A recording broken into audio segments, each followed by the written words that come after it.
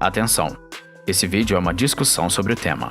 Não significa endosso, apoio, recomendação ou qualquer forma de associação entre o Visão Libertária e quaisquer dos partidos e grupos políticos citados no vídeo. É possível um partido político querer o fim do Estado? Libertários são a favor do fim dos governos. Então, como pode haver partidos políticos libertários? Este é a Visão Libertária, sua fonte de informações descentralizadas e distribuídas. É difícil crer que um partido político, que é uma organização relacionada à máquina estatal, vá pregar o fim do Estado. No Brasil, provavelmente, sob a Lei de Segurança Nacional, certamente uma declaração dessa levaria a uma punição ou exclusão do seu emissor, ou do partido todo se fosse uma posição conjunta. Entretanto, existe sim um partido que tenta levantar uma bandeira libertária. O partido, sem surpresas, e apesar de ser um oxímoro, se chama Partido Libertário. Se é libertário, como seria então um partido viver por meio do Estado? É incoerente uma organização que faz parte do sistema estatal, criada e sujeita às regras e aos privilégios, como todos os outros partidos, que sobreviva por meio de dinheiro público, defender o fim desse esquema todo. O Partido Libertário, aos moldes modernos, foi fundado em 1971, nos Estados Unidos. Ele é um dos chamados de Third Party, ou partidos terceiros, porque o esquema político lá é predominantemente bipartidário, com os democratas e os republicanos, ao Partido Verde também, etc. A cor do Partido Libertário é o dourado, e a bandeira usa um porco-espinho como símbolo. Para quem não quer votar em um burro democrata ou em um paquiderme republicano, por que não escolher um porco-espinho liberal? O Partido Libertário tem recebido cerca de 1% dos votos na eleição presidencial dos Estados Unidos. Aqui no Brasil, há 33 partidos políticos. A maioria é muito parecida entre si, e nenhum deles defende o libertarianismo. Há muita gente que acredita que uma das boas formas de reduzir ou acabar com o Estado seria por meio dele mesmo. No entanto, nenhuma máfia reduz seu próprio poder. E além desses 33, há 77 pedidos de abertura de outros grupos que insistem em oficializar legendas partidárias há vários anos. Tem várias outras organizações que querem se tornar partido político. Uma das tantas é o Partido Libertário. Tem uma diferença conceitual entre o que chamamos de libertários aqui ou nos Estados Unidos. Lá, a maioria dos libertários está mais para o minarquismo. É a turma do Estado mínimo, que, diga-se de passagem, é a efetiva utopia, que não vê bem um mundo sem Estado. Algo como uns mini-socialistas. Querem um estadinho pequeno, só com célula de função jurídica e que continuaria sendo sustentada por impostos. Mas como todo câncer, basta um pequeno começo para que a neoplasia tome todo o organismo. Os anarcocapitalistas, efetivos libertários contra um ente coercitivo, são, para eles, gente que quer algo que nunca vai ocorrer ou que daria certo. No Brasil, o nosso Partido Libertário surgiu em uma comunidade da finada plataforma Orkut, onde era apenas um grupo de discussão sobre ideias libertárias, lá pelos anos de 2005, mais ou menos. Em 2009, se organizou como forma de partido, inclusive com o estatuto, no ano de 2010.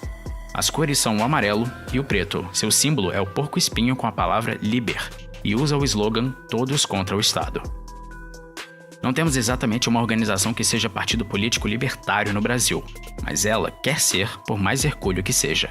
Há um monte de exigências, registros com no mínimo 101 membros civis, de no mínimo 9 estados diferentes, registro no TSE, estatuto e recolhimento de assinaturas que devem ser equivalentes a 0,5 dos votos válidos para deputado federal na eleição anterior, algo como 600 mil. Para se ter ideia, dos partidos atuais, só um dos 33 foi criado desse jeito. E eu não preciso lembrar aqui no que deu a Fanta Laranja. Todos os outros vieram de divisões ou de fusões de partidos anteriores. Talvez seja por isso que todos pareçam tão iguais. Mas vamos supor que o Liber supere essa epopeia e a gente tenha um partido oficializado que, apesar da incoerência, defenda o fim do Estado. Analisando friamente, não há incentivos para que um partido mantenha a posição de ser contra o Estado. A tendência é sempre proteger o Leviatã. Por exemplo, a própria existência de partidos políticos, uma vez que o Estado perca tanto poder a ponto de ficar desconsiderável para qualquer pessoa, não haverá motivo para partidos políticos continuarem existindo, pelo menos não do modo como conhecemos hoje. Política é o que diferencia os humanos dos animais conforme os interesses diversos. Nós sempre negociamos para conviver, e para as coisas recorrentes acaba sendo útil criar regras fixas. O problema é tudo estar sujeito a diretrizes de um ente central e monopolista. Outro bom motivo que leva partidos a defenderem o Estado são os papeizinhos coloridos lastreados em honestidade de político. Por regra, quanto maior o partido, mais grana dos fundos partidário e eleitoral ele recebe, e então mais candidatos ele pode ter. Assim, a chance de ter ainda mais eleitos aumenta. Mas apesar da perda de hegemonia de conteúdo na imprensa alinhada a vertentes governamentais, graças à informação descentralizada, tem muitas outras regras que ajudam a fomentar o poder político para mandar na população.